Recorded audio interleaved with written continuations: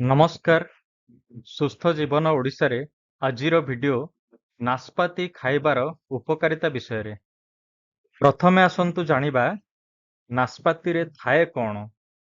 ଏଥିରେ vitamin C ଥାଏ, ଯାହାକି ଆମର ରୋଗ ପ୍ରତିରୋଧକ ଶକ୍ତି ବଢ଼ାଏ, ଆମ ଶରୀରରେ ଥିବା WBC କଣିକାକୁ ବଢ଼ାଏ।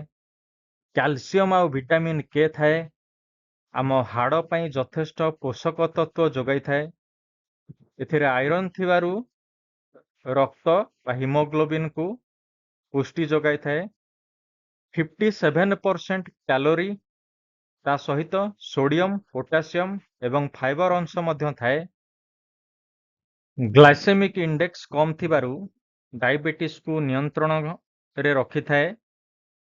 ଆମ ଶରୀରରେ ପାଚନ ଶକ୍ତିକୁ ବଢ଼ାଏ।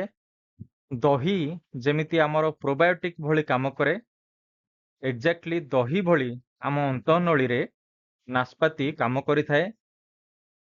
କ୍ୟାନ୍ସରକୁ ପ୍ରିଭେଣ୍ଟ କରିଥାଏ। ଏଥିରେ ଭିଟାମିନ୍ ସି ଥିବାରୁ ଚେହେରାରେ ଚମକ ଓ ପରିଷ୍କାରତା ଆଣିଥାଏ। ଅସଲି ରଙ୍ଗ ବା ଗୋରାପଣ ଆମକୁ ଦେଇଥାଏ। ତା ସହିତ ବ୍ରଣ ସମସ୍ୟା ମଧ୍ୟ ଦୂର ହୋଇଥାଏ। ନାଶପାତି ଖାଇବାରେ କେତେଗୁଡ଼ିଏ ସାବଧାନତା ଅବଲମ୍ବନ କରିବା ନିହାତି ଆବଶ୍ୟକ।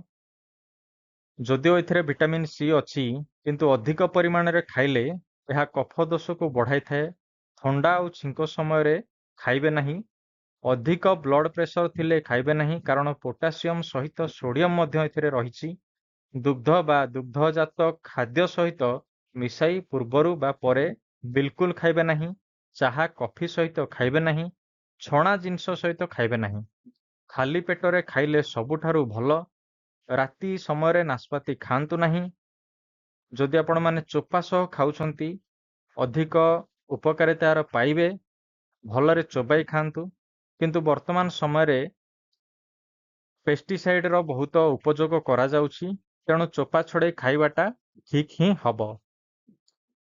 ଆଶା କରୁଛି ନାଶପାତିର ଉପକାରିତା ବିଷୟରେ ଯେତିକିଟି ଇନଫର୍ମେସନ୍ ମୁଁ ଦେଇଛି, ନିଶ୍ଚିନ୍ତ ଭାବରେ ଆପଣଙ୍କୁ ଭଲ ଲାଗିଥିବ ଏବଂ କାମରେ ଆସିବ। ପୁଣି ଆସିବି ଏଇଭଳି କେତେଗୁଡ଼ିଏ ପ୍ରାକୃତିକ ଜିନିଷର ଉପକାରିତା ଆପଣମାନଙ୍କ ପାଇଁ ନେଇ ନେକ୍ସଟ ଭିଡିଓରେ। ସେ ପର୍ଯ୍ୟନ୍ତ ବିଦାୟ ଦିଅନ୍ତୁ। ଧନ୍ୟବାଦ।